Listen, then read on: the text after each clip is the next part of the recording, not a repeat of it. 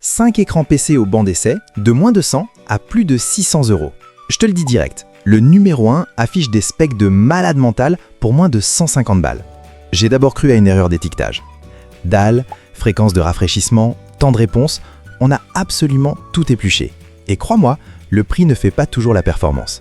Si tu cherches un vrai écran PC gamer sans jeter ton argent par les fenêtres, reste bien là jusqu'à la fin.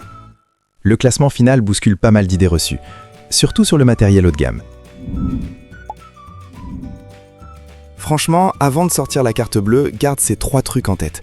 Premier piège classique, la taille face à la résolution. Beaucoup prennent un 27 pouces en 1080p, mais en vrai, le meilleur écran 27 pouces doit être en 2K, sinon les pixels bavent.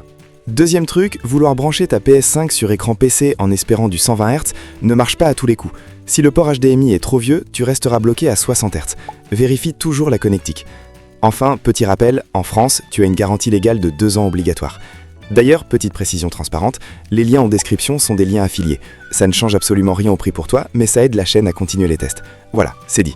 On passe au numéro 5. En 5e position, on a l'Asus VYY449 AGR. C'est le modèle pensé pour les budgets ultra serrés, trouvable autour des 95 €. À ce tarif, on a une dalle IPS de 23,8 pouces en Full HD avec un rafraîchissement de 120 Hz. Concrètement, ça veut dire quoi? Qu'un joueur occasionnel aurait une fluidité bien supérieure aux 60 Hz classiques sans avoir à casser sa tirelire. C'est idéal si tu cherches un écran polyvalent pour bosser la journée et lancer quelques parties le soir. D'après les retours, l'assemblage est super simple et la qualité d'image surprend pour cette gamme de prix. Beaucoup l'achètent comme premier écran ou pour une configuration console très abordable. Entre nous, la fluidité est vraiment au rendez-vous. Par contre, soyons honnêtes sur ses limites techniques. Il n'a pas de port DisplayPort. On retrouve seulement de l'HDMI et du bon vieux VGA. Impossible donc d'exploiter certaines techno PC avancées. De plus, plusieurs utilisateurs ont noté que les couleurs tirent un peu sur le jaune en sortie de boîte. C'est un petit défaut récurrent. La solution? Il suffit de jouer avec les réglages internes de l'écran ou d'étalonner via Windows pour retrouver un blanc pur. Tu le branches, tu ajustes 2 curseurs, et là tu te dis que pour moins de 100 balles, ça fait sacrément bien le job. On monte en nervosité avec le numéro 4, l'Asus TUF VG249 Q5R.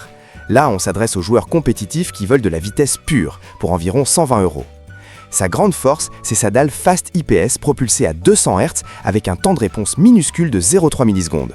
En jeu, sur des FPS nerveux comme Valorant ou Counter-Strike, ça se traduit par une netteté absolue lors des mouvements brusques. Tu n'as pas de traînée floue derrière les ennemis en mouvement. En plus, il intègre la technologie écran IA, Live Visual, qui détecte ce que tu affiches pour adapter les réglages automatiquement. Fini de fouiller dans les menus pendant 15 minutes.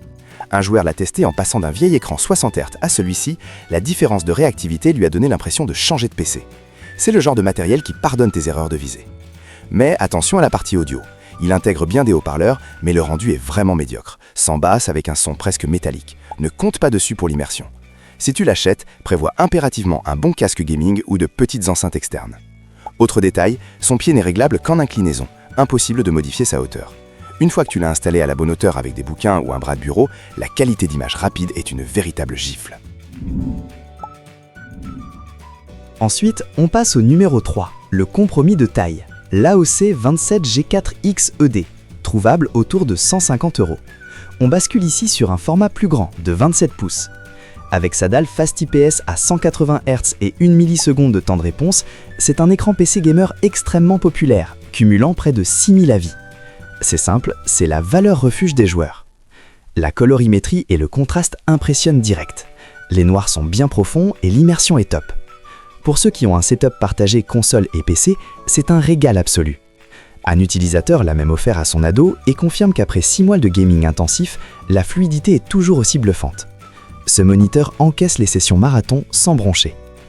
Cependant, il faut parler de sa résolution. Un 27 pouces en 1080p, c'est un peu limite. Si tu as le nez collé à l'écran pour de la bureautique, tu verras un peu la grille de pixels. C'est parfait pour jouer avec un peu de recul, à 1 mètre de distance, mais beaucoup moins pour lire des petits textes toute la journée. Et tout comme le modèle précédent, son pied ne se règle pas en hauteur, juste en inclinaison. Le bon plan, c'est d'utiliser sa fixation VESA pour le monter directement sur un bras articulé à 30 balles. À ce prix-là, avec une colorimétrie aussi éclatante, tu en prends plein les yeux. Tous les liens sont d'ailleurs dans la description. À l'opposé complet, le numéro 2 va taper dans l'ultra haut de gamme. l'Asus ROG Strix OLED XG27 à CDMS. On explose le budget, on tourne autour des 620 €, mais on change de dimension technologique. C'est la Rolls-Royce du moniteur.